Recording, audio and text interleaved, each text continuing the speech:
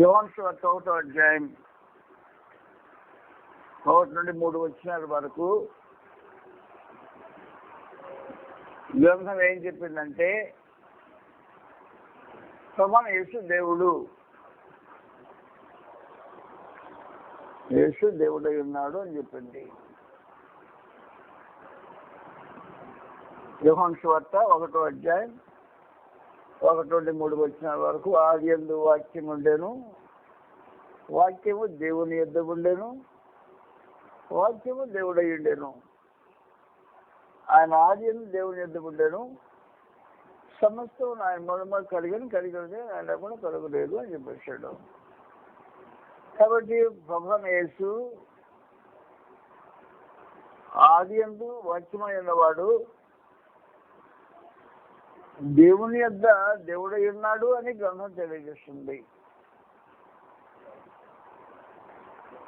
దేవుని యొద్ద ఉన్నాడు, దేవుడై ఉన్నాడు.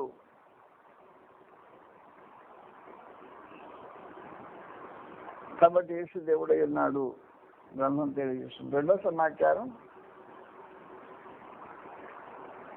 ఆయన శరీరంలో రక్తమాంసాలు పాలుపడ్డాయి. రోమా 9వ అధ్యాయంలో 3వ వచనం రాబడింది, చదివేస్తాం. రోమా 9వ అధ్యాయం 3వ వచనం నుండి, నా మనసాక్షి నాతో కూడా సాక్ష్యం ఇస్తున్నది, దేహ సంబంధులైన నా సహోదరుల నిమిత్తము నేను క్రీస్తు నుండి వేరే శాపగ్రస్తమై ఉండకూడదును. ఇవి ఇశ్రాయేలీయులు దత్తపుత్రత్వమును మహిమయు ధర్మశాస్త్ర ప్రధానములను అంచనాచారాధనను వాగ్దానము వీరివి. శరీరమును బట్టి క్రీస్తు వీరిలో పుట్టెను. ఈయన సర్వాధికారి అయిన దేవుడయ్యుండి నిరంతరము స్తోత్రాలు ఉన్నాడు. శరీరం అవతరించిన యేసు దేవుడై ఉన్నాడు అనే సంగతి రెండో సమాచారం తెలియదు. సృష్టికి ముందు యేసు దేవుడై ఉన్నాడు. శరీరంలో అవతరించినప్పుడు యేసు దేవుడై ఉన్నాడు. యేసు మళ్ళా రెండోసారి ప్రత్యక్షంగా పోయినప్పుడు దేవుడై ఉన్నాడు అని గ్రంథం చెప్పింది 3 సార్లు. తీతు పత్రిక 2వ అధ్యాయం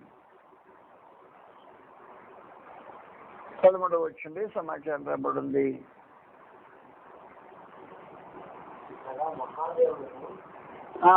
అనగా మహామామ 11వ వచనం చదువుతాం. ఏలగా సమస్త మనుషులకు రక్షణకరముకు దేవుని కృప ప్రత్యక్షమై మనం భక్తిహీనతను ఏలోక సంబంధమైన దురాశను విసర్జించి శుభప్రదమైన నిరీక్షణ నిమిత్తము అనగా మహాదేవుడును మన ప్రభువైన యేసుక్రీస్తుకు మేము ప్రత్యక్షం. ఆయన ప్రత్యక్షం కాబోయేటప్పుడు మహాదేవుడు అని ఆయన బాధపడ్డాడు. ఆదిలో సృష్టి నిర్మాణం అప్పుడు దేవుడై ఉన్నాడు. శరీరం భారీ ఉన్నప్పుడు ఆయన దేవుడై ఉన్నాడు. తిరిగి ప్రత్యక్షం కాబోయేటప్పుడు మహాదేవుడై ఉన్నాడు అని గ్రంథం తెలియజేస్తుంది. యేసు దేవుడై ఉన్నాడు. ఏంటి మీ సమస్య ఇంకా అని బైబిల్ చెప్పింది. కానీ యేసు ఏమని నమ్మాలి? నా ప్రశ్న మీ జాతకాలు వచ్చింది. గ్రంథం ఏమో దేవుడై ఉన్నాడు అని చెప్పింది. 3 కాలాల గురించి మాట్లాడేది. మొదటి సృష్టికి ముందు, సృష్టి ఆదిలో, మధ్యలో శరీరధారి అయినప్పుడు, ఆ తర్వాత డెక్స్ రాబోయేటప్పుడు 3 సార్లు సమాచారం దేవుడై ఉన్నాడని సమాచారం చెప్పండి. కాబట్టి మళ్ళీ చదువుతాను లేఖనాలు. ఆదియందు వాక్యం ఉండెను, వాక్యము దేవుని యొద్ద ఉండెను, వాక్యము దేవుడై ఉండెను. ఆయన ఆదియందు దేవుని యొద్ద ఉండెను, వాక్యం దేవుడై ఉండేది. ఆయన సమస్త మహిమలం కలిగింది ఏదేది ఆయన లేకుండా కలగలేదు అని చెప్పేశాడు మొదటి వాక్యం. అది ఆయన ఆదిని గురించిన సమాచారం. మధ్యలో పరిశుద్ధాత్మ నాతో కూడా సాక్ష్యం ఇచ్చున్నాడు, నా మనస్సాక్షి సాక్ష్యం ఇచ్చున్నాడు అని చెప్పేసి చదివేస్తే 9వ అధ్యాయంలో రోమా పత్రిక రాబడింది. మరో చోట గ్రంథం తీసి ఈ గ్రంథం పరిశుద్ధాత్మ నాకు నా మనసాక్షి నాతో కూడా సాక్షి పెట్టుకున్నది సాధ్యమైన దేహ సంబంధం నా సహోదరు నిమిత్తము నేను క్రీస్తుని వేరే వేరైంది సమకూడదును దత్తపుత్రత్వము మహిమయు అక్షరాచారం వాగ్దానములు విరివి ఇతను వీడివారు శరీరం బట్టి క్రీస్తు వీరిలో పుట్టాను కాబట్టి జన్మలో రక్త మాంసంలో పాల్గొని సర్వాధికారి దేవుడు అయ్యింది నేను స్తోత్రవసరైన చెప్పాను. ఇది రెండో టైం. మొదటిది సృష్టి ఆరంభంలో ముందు, సృష్టికి ముందు. రెండు శరీరధారి అయినప్పుడు సమాచారం. మూడవది ఆయన రెండోసారి ప్రత్యక్షమైనప్పుడు మూడవ లేఖన భాగం తీర్పు పత్రిక 2వ అధ్యాయంలో అది 3వ సమయంలో క్రీస్తు దేవుడు ఉన్నాడు అని చెప్తుంది అని బైబిల్ ఉంది. యేసుప్రభుని ఏమని నమ్మాలి? యేసుప్రభుని ఏమని నమ్మాలి అని బైబిల్ చెప్పింది. మీరేమని చెప్పండి, మీరేమని నమ్ముతున్నారని నేను అడగట్లేదు. మీరేమని నమ్ముకోండి, ఏదంటే అవ్వండి, దానికి సంబంధం లేదా. బైబిల్ అని చెప్పింది ఏమని నమ్మాలని చెప్పింది. యేసును ఏమని నమ్మని బైబిల్ చెప్పింది. నమ్మకం ఇది. ఆయన ఉండటం కాదు, ఆయన ఉనికిని గురించిన సమాచారంగా జరిగింది. ఆయన ఉనికిలో దేవుడై ఉన్నాడు. కరెక్ట్. నీ విశ్వాసంలో ఏమై ఉన్నాడు అని గ్రంథం చెప్పింది. ఇలా ఈ నమ్మక గ్రంథం ఎలా చదువుతాం? మళ్ళీ దీనికి 3 లేఖనాలు బాగా చెప్పబోతున్నా. మొదటిది మత్తయి సువార్త. మత్తయి సువార్త 16వ అధ్యాయం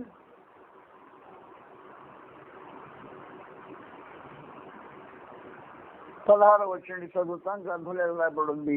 మత్తయి సువార్త 16వ అధ్యాయం 16వ వచనం నుండి గ్రంథం తెలియజేసే విశేషమైన సమాచారం. ఎవరు నమ్మాలి అనే సమాచారం ఇప్పుడు మాట్లాడుతుంది. ఏమై ఉన్నాడు అనేది మొదటి సంగతి చెప్పాను. ఏమని నమ్మాలి అనేది రెండో సంగతి చెప్తున్నా. దాన్ని మీకు విచక్షణగా సమాచారం తేటగా తెలియాల్సిన అవసరం ఉంది. ఏమై ఉన్నాడు అన్నది ఏమైనా నమ్మటం కాదు. ఆయన ఏమై ఉన్నాడు అంటే దేవుడై ఉన్నాడు అని గ్రంథం చెప్పింది. మరి ఏమని నమ్మాలి అంటే వేరే సమాధానం చెబుతూ బైబిల్ ఆ చదువుతా. ఇప్పుడు మా రోజు 16వ అధ్యాయం 16వ వచ్చిందండి. నీవు సజీవుడు దేవుని కుమారుడైన క్రీస్తు అని చెప్పాను. సీమోను బర్యోను నీవు ధన్యుడవు. నా తండ్రి సంగతి బయలుపరిచినే కానీ నదులు బయలుపరచలేదు. మరి నీకు పేతురువు ఈ బండ మీద నా సంగమ కట్టుదును, పాతాళలోక ద్వారం దాని నిలవలేరు అని చెప్పేశారు. కాబట్టి యేసు దేవుని కుమారుడైన క్రీస్తు అని పేతురు తన విశ్వాసాన్ని ప్రబలించేందుకు మాట్లాడాడు. నన్ను గురించి ఏమనుకున్నా జనం అన్నాడు ఆయన. ఈ రోజుల్లో ఉన్నట్టే ఆ రోజుల్లో కూడా ఆ రకరకాలైన అభిప్రాయాలు. ప్రభువుని యేసుని గురించి నేడు కూడా మనుషులకు సరైన జ్ఞానం కానీ అవగాహన కానీ లేని జనం. ఆనాటి జనం కూడా అలాంటి జనమే. 13వ వచనం చదివితే ఆనాటి జనం యొక్క కథ బయటకు వస్తుంది. మత్తయి సువార్త 16వ అధ్యాయం 11వ వచనంలో నిలబడి ఉంది. యేసు పెద్దదైన క్రైస్తవ ప్రాంతంలోకి వచ్చినప్పుడు ఎవరో జనులు చెప్పుకుంటున్నారని అడిగాడు. బాప్తిస్మకి యోహాను అనియు, కొందరు ఏలియా అనియు, కొందరు ఇర్మియా అనియు, ప్రవక్తలు ఒకడని అని చెప్పుకుంటున్నారంట. కాబట్టి ఏమని చెప్పుకున్నారు? రకరకాలుగా క్రీస్తుని గురించి రకరకాల అభిప్రాయాలు. ఒక రకమైన అభిప్రాయం కాదు. బాప్తిస్మకి యోహాను అనియు, కొందరు ఏలియా అనియు, కొందరు ఇర్మియా అనియు, ప్రవక్తలు ఒకడని చెప్పుకుంటున్నారు, రకరకాలు చెప్పుకుంటున్నారు. అసలు వాస్తవానికి ఎవరు అని ప్రభువుని యేసు అడుగుతున్నారు. అట్లయితే జనులు ఎలా చెప్పుకున్నారు కానీ వాస్తవానికి మీరేమనుకుంటున్నారు అని అడిగారు వాళ్ళని. ఆ 16వ వచనం చెప్పు. కాబట్టి అందుకు సీమోను పేతురు నీవు సజీవుడకు దేవుని కుమారుడైన క్రీస్తువు. నువ్వు సజీవుడకు దేవుని కుమారుడైన క్రీస్తువు. ఇది ఎవరు చెప్పారు? చెప్పు చదువు. అందుకేసు సీమోను బర్యోనా నీవు ఏమయ్యా ఏం పేతురు, నన్ను నీకు తగ్గించలేదు దేవుని కుమారుడు అని చెప్పాడు. దేవుడు అని చెప్పొద్దా నీవు?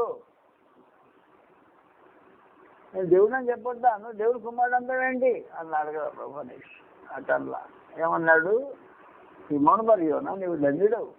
నువ్వు చెప్పిన మాట అయితే కరెక్టే, నువ్వు ధన్యుడు, పరలోకమందున్న నా తండ్రి ఈ సంగతి నీకు బయలుపరిచినే కానీ రక్తమాంసాలు నరుని సంగతి నీకు తెలియజేయాలి. యేసు దేవుని కుమారుడు క్రీస్తు. నెంబర్ 2, రెండో రాసిన భాగం యోహాను సువార్త 20వ అధ్యాయం 30-31 వచనాలు. యోహాను సువార్త 20వ అధ్యాయం 30-31 వచనాలు రాబడి ఉన్నాయి. అనేకమైన తన శిష్యులు ఏది చేసాను అది ఈ గ్రంథం అందు రాయబడి ఉండలేదు. కానీ మీరు నమ్మనట్టు, ఒక నీవు కాదు మీరు. కాబట్టి ఇప్పుడు యేసు ఏమని నమ్మాలి? యేసు ఏమై ఉన్నాడు? దేవుడై ఉన్నాడు. గ్రంథంలో ఆయన ఉనికి గురించి దేవుడై ఉన్నాడు. కానీ నువ్వు ఏమని నమ్మాలి? దేవుని కుమారుడైన క్రీస్తు నమ్మాలి. ఏంటి బైబిల్ మమ్మల్ని ఇరకట్టం పెట్టిన కలిగింది, తికమక పడుతుంది, తికమక పట్టట్లా. ఆయన ఏమై ఉన్నాడు? దేవుడై ఉన్నాడు. ఎప్పుడు దేవుడై ఉన్నాడు? సృష్టి ఆరంభానికి ముందు ఆది యందు దేవుడై ఉన్నాడు. శరీరధారి అన్నప్పుడు దేవుడై ఉన్నాడు. రెండవ రాకడ సార్లు ప్రత్యక్షంగా అయినప్పుడు దేవుడై ఉన్నాడు అని గ్రంథం తెలియజేస్తుంది. మరి ఏమని నమ్మమంటావు? దేవుడు నమ్మంటావా? కాదు. యేసు దేవుని కుమారుడైన క్రీస్తు అని మీరు నమ్మండి అంటుంది గ్రంథం. యేసు దేవుడు అని చెప్పారు కానీ మళ్ళీ ఇప్పుడు దేవుని కుమారుడు ఏంటి? గొడవ గందరగోళం ఏంటి? తొందరపడిగా కావచ్చు. కాబట్టి నమ్మాల్సిన విధానమే ఏమై ఉన్నాడు అంటే దేవుడు అయి ఉన్నాడు. ఏమని నమ్మాలంటే దేవుని కుమారుడు అయి ఉన్నాడు నమ్మాలా. ఏంటి కన్ఫ్యూషన్ ఎవడే దీంట్లో? జాగ్రత్త గుర్తుపెట్టుకోండి. కాబట్టి 20వ అధ్యాయము 30 వచనాలు రాబడింది. మరియు అనేకమైన ఇతర శిక్షక్రియలను యేసు తన శిష్యులు ఎదురే చేశాను, అవి గ్రంథమందు రాయబడి ఉండలేదు. కానీ యేసు దేవుని కుమారుడైన క్రీస్తు అని మీరు నమ్మునట్టును. ఏమని నమ్మాలి? యేసు దేవుని కుమారుడైన క్రీస్తు అని నమ్మండి. మీ నమ్మకానికి సంబంధించి యేసు దేవుని కుమారుడు, ఆయన ఉనికి సంబంధించి ఆయన దేవుడు.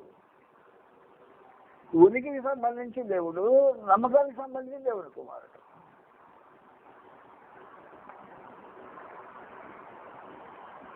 తలతెక్కగా ఉందా లేదు? తలతెగ్గ లేదు, వాస్తవాన్ని మాట. కాబట్టి నువ్వేమని నమ్మాలో తెలియదు. యేసు మా దేవుడు అంటుంటే బైబిల్ గ్రంథం మాట్లాడుతుంది గాలి